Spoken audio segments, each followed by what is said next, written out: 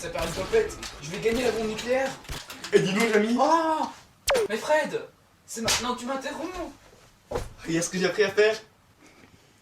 Mais Fred, j'allais gagner pour une fois. Oh, mais... Et toi, tu m'interromps. Et en plus, t'es habillé tout en noir comme un gothique. oui, ça fait un enterrement. Mais en tout cas, ça me donne envie de quelque chose. Ça me donne envie d'aller visiter des cathédrales gothiques. Tu es partant, Fred? Non. Allez, Marcel, on bouge.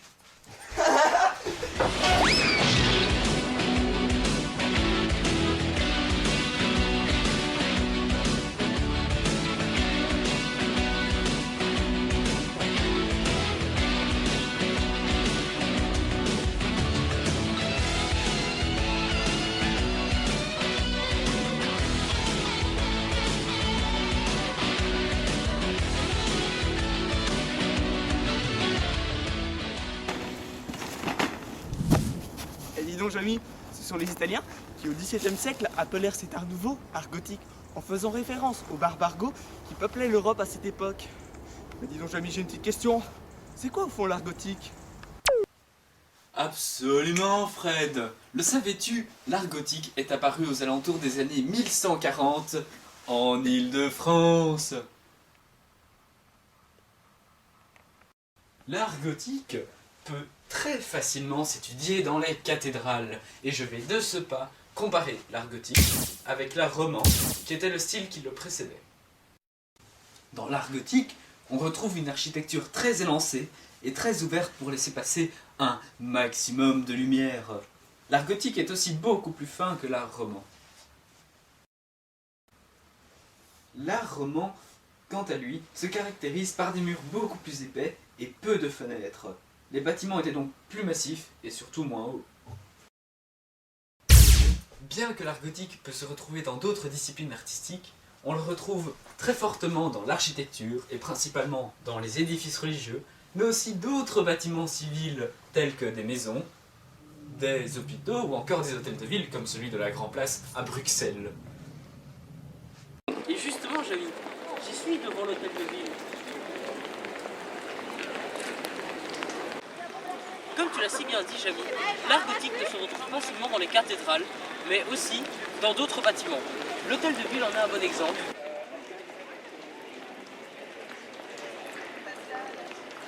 Eh dis donc, Jamy, regarde où je me trouve, devant la cathédrale Saint-Michel et Cutule. Cette cathédrale a été créée entre le XIIIe et le XVIe siècle. Et regarde, Jamy, elle est immense.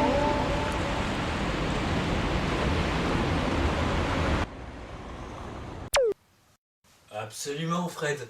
Le meilleur moyen de reconnaître une cathédrale gothique est d'observer sa façade. Elle est souvent composée de tours, très pointues et très élancées, ainsi que d'arcs brisés. Ce sont des arcs qui sont pointus en leur sommet. Les cathédrales gothiques suivent néanmoins le plan classique d'un édifice religieux, c'est-à-dire un plan en croix, avec la nef, le transept et le chœur. Eh dis donc, Jamy, je suis ici, à l'intérieur de la cathédrale. Je viens de me confesser, mais j'ai tout de même un peu mal aux fesses. La particularité de cette cathédrale est qu'elle regroupe les trois styles gothiques.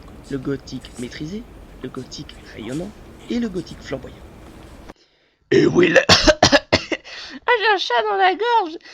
Eh oui, les garçons, il existe 3 périodes dans l'évolution de l'art gothique. Le gothique maîtrisé, le gothique rayonnant et le gothique flamboyant. La première période, le gothique maîtrisé, émerge directement du style primitif.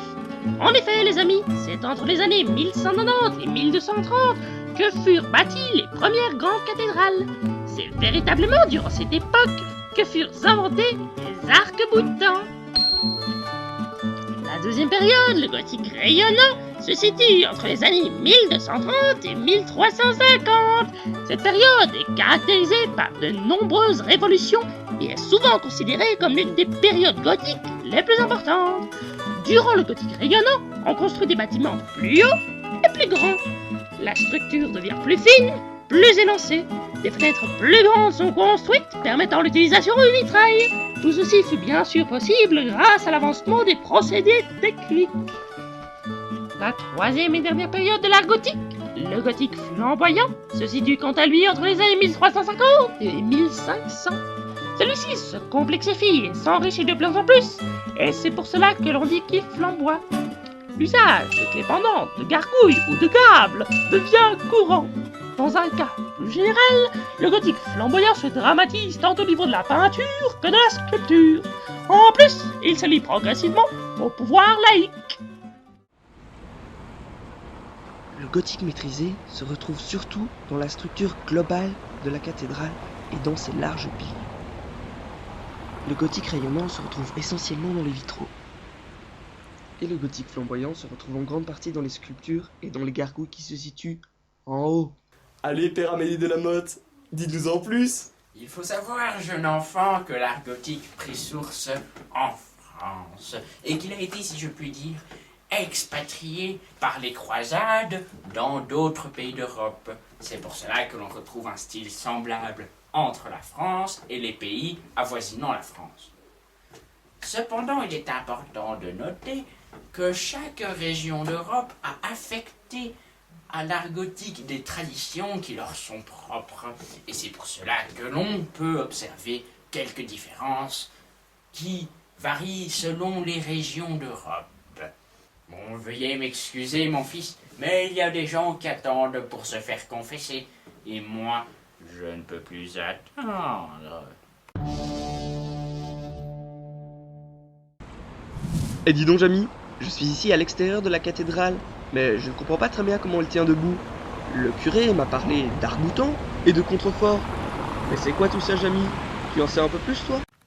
Les contreforts sont des édifices qui sont construits tout autour de la cathédrale.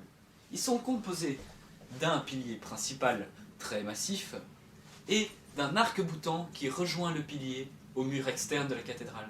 Ainsi, le poids de la cathédrale peut être réparti sur les contreforts et permet une construction beaucoup plus solide.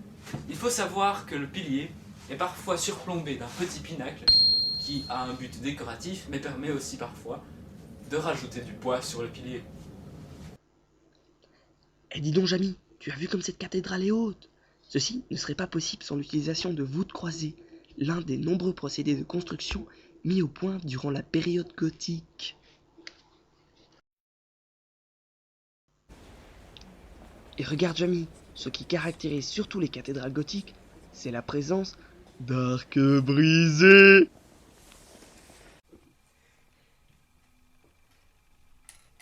Oh mais dis donc Jamy, j'y arrive pas. Comment est-ce qu'on fait un arc brisé?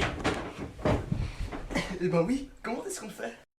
Les constructeurs de cathédrales avaient des moyens très ingénieux pour construire des arcs brisés. Tout d'abord, ils placèrent des échafaudages en bois, qui avaient exactement la forme de l'arc qu'ils voulaient créer. Ensuite, ils placèrent sur l'échafaudage des fragments de pierre, qui étaient les fragments de l'arc final, et une fois tous ces fragments placés, on retirait l'échafaudage en bois, et l'arc tenait sous sa propre force. En tout cas, on peut dire que les constructeurs de cathédrales étaient vraiment des gens très ingénieux, et surtout très adroits.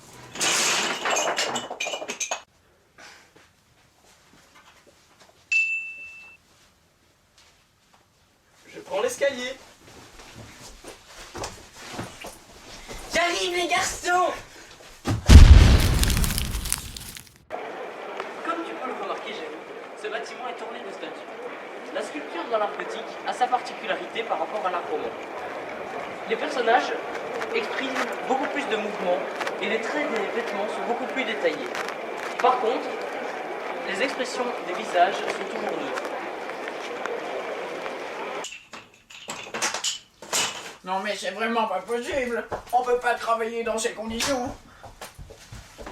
Et dis donc, Jamy, regarde ce que j'ai ramené. Un gothique. Mais Fred, t'es vraiment pas doué. T'as toujours pas compris ce que c'est l'art gothique ou quoi? En tout cas, une chose est sûre, c'est que pour toi, c'est pas gagné.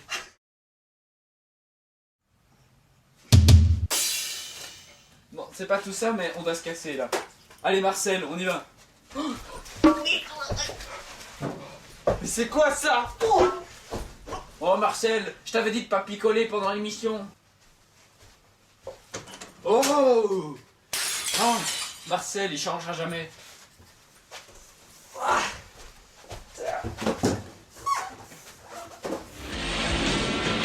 Oh, bah, c'est des gens Si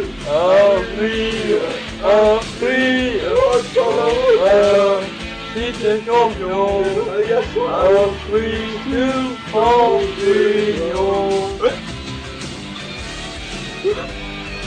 Alors tu l'as vu Marcel? Oh putain, le gars il fait le champ. Oh merde. Marcel revient sur la route. Oh Colignon, une vache.